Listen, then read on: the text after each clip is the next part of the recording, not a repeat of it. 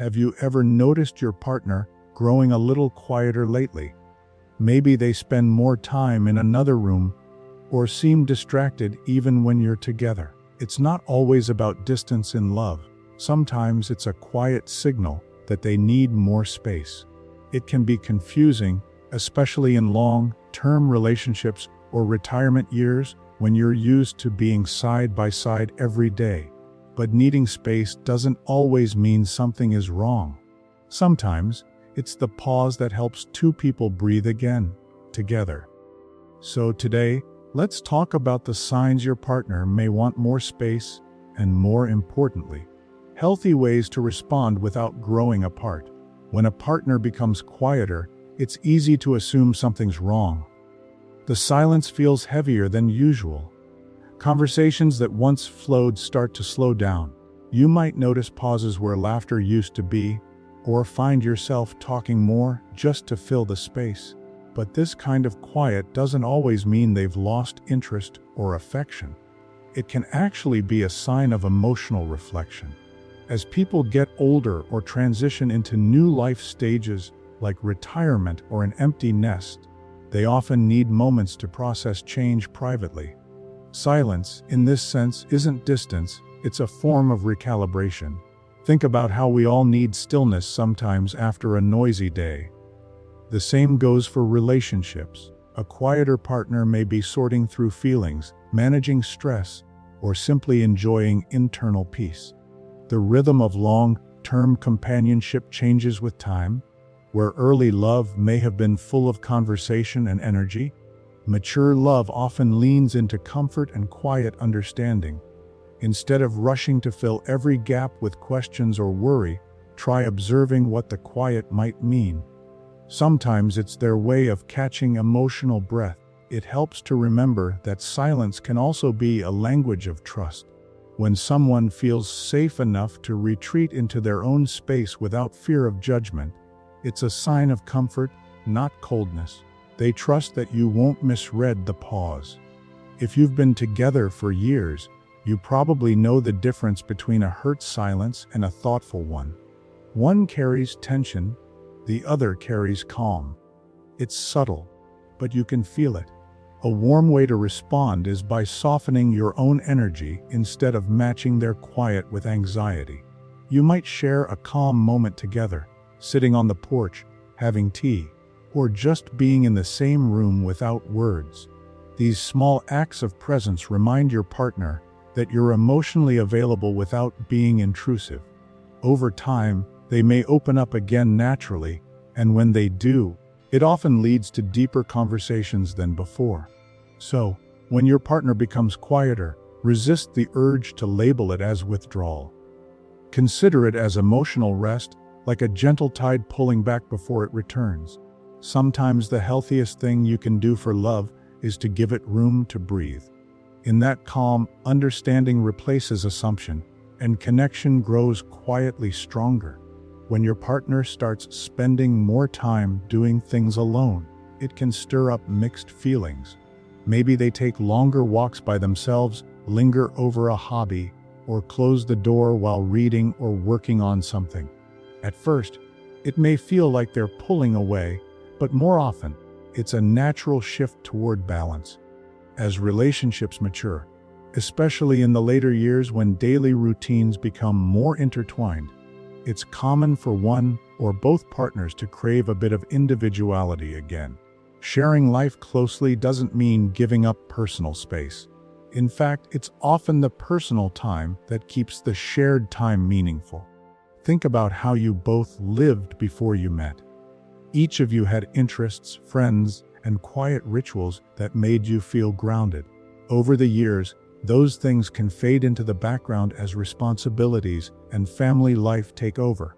When life slows down, like during retirement, there's suddenly space to rediscover those pieces again.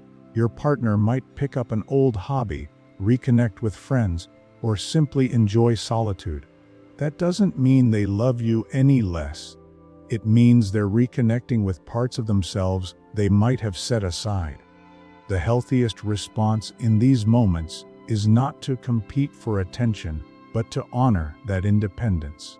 If they're painting, gardening, or reading, let them sink into it without interruption. You can even use that time to invest in your own interests.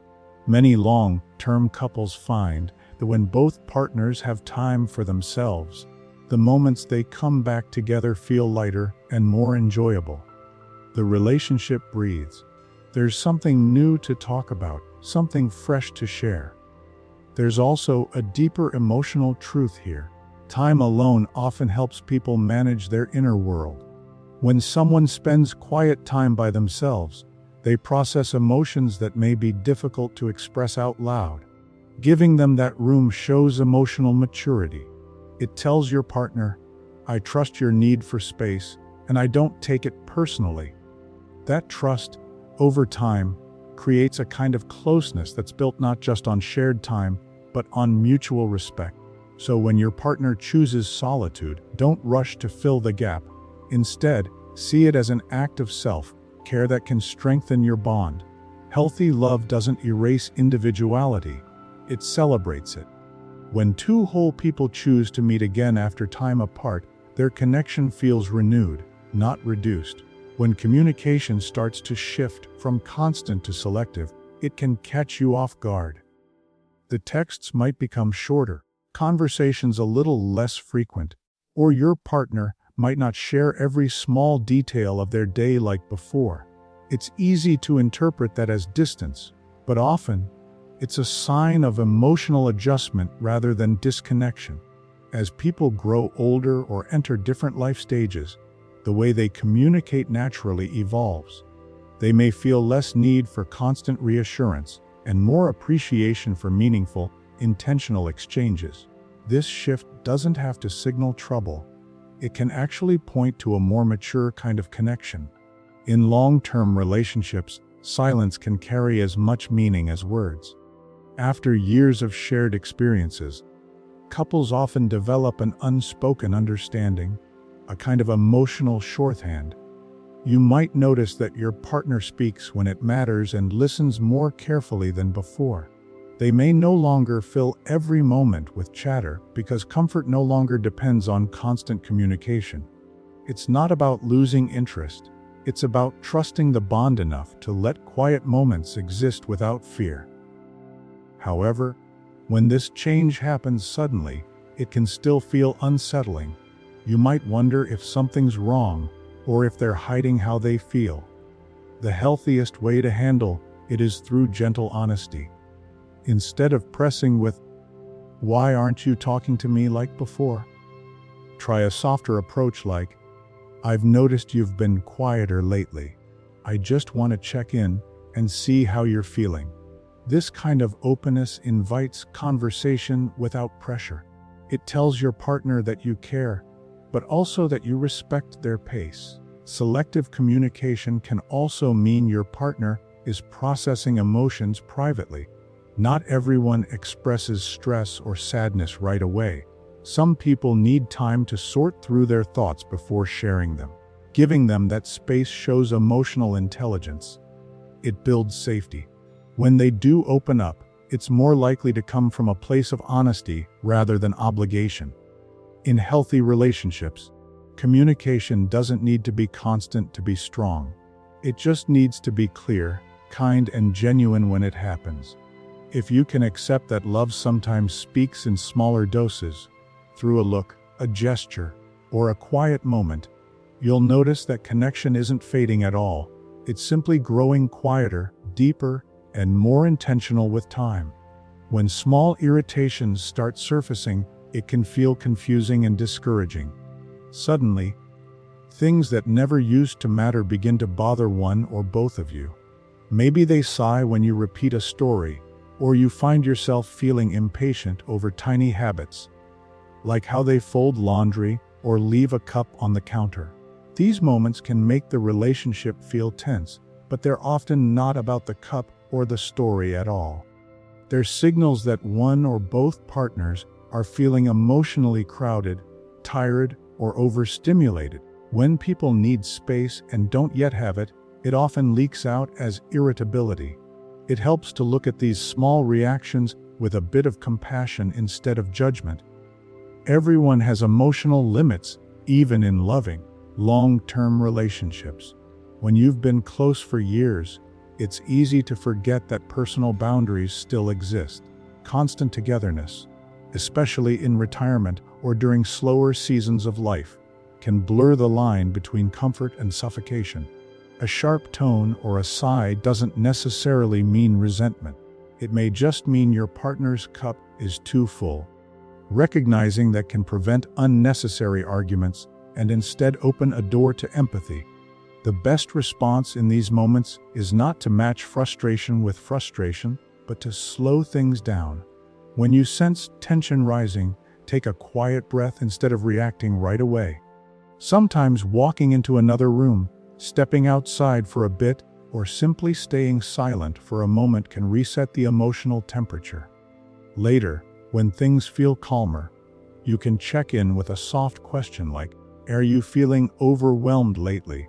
That gentle acknowledgement can turn irritation into understanding. It's also worth reflecting on your own reactions. When your partner gets short or distant, it's natural to take it personally, but that often fuels the cycle. Shifting your focus to what might be behind their behavior, stress, fatigue, or emotional overload, helps you stay grounded. You're not ignoring the tension. You're handling it from a place of steadiness. Every long relationship faces these smaller moments of friction. They're part of being two humans sharing space and history. What matters is how you respond. A little grace can go a long way.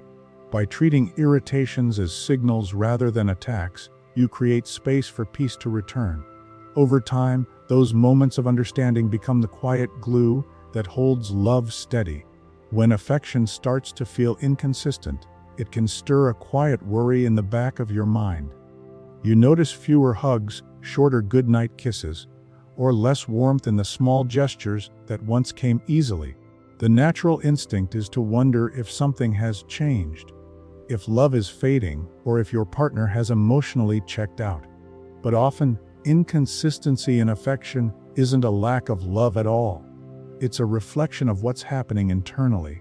People show and receive affection differently depending on their emotional energy, stress levels, or what's going on in their personal world. Sometimes, they simply need a little breathing room to reset before reconnecting. In long-term relationships, affection tends to move in waves. There are seasons where closeness feels effortless and others where it takes more intention. Life transitions, like retirement, health changes, or shifting roles at home, can quietly affect how people express love. For some, physical affection feels harder when they're overwhelmed or reflective. For others, it might even be a way of protecting emotional space. What's important to remember is that affection often pauses, not disappears. The warmth you miss is usually still there, waiting beneath the surface. Instead of chasing affection, try slowing down and creating calm. When someone feels pressure to be more affectionate, it can make them retreat even further. But when they sense peace and understanding, closeness returns naturally. Sometimes that means just sitting beside each other quietly, holding hands when it feels right, or showing care through small gestures, like bringing a cup of tea or sharing a smile. These quiet forms of affection are just as real as grand gestures. They're often the ones that keep long relationships steady.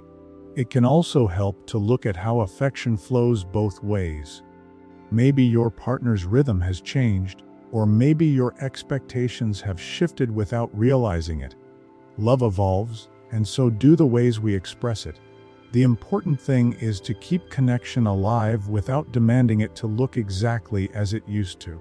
When affection feels inconsistent, think of it less as a fading flame and more as a flicker that needs gentle tending. Love doesn't vanish because it softens. It simply learns new ways to be present.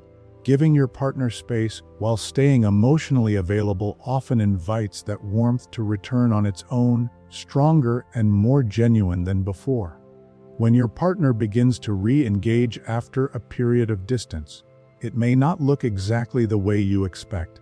They might not come back with dramatic gestures or long conversations, but rather with small, subtle signs: a shared cup of coffee, a smile during a quiet moment, or a new interest they want to tell you about. These changes can feel delicate at first, like the first signs of spring after a long winter.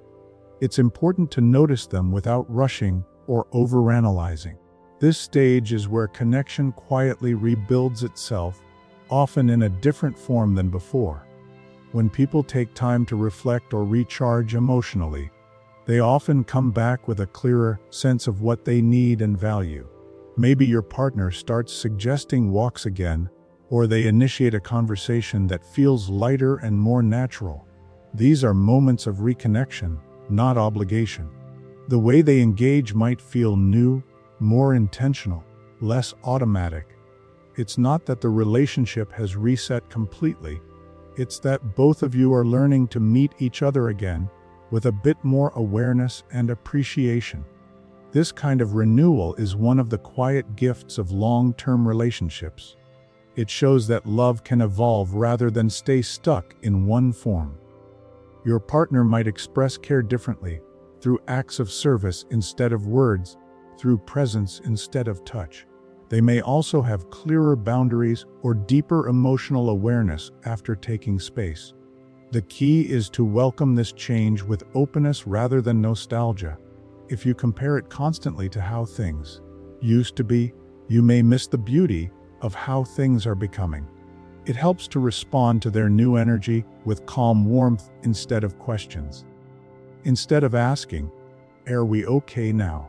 try something softer like, "It's nice spending time together again."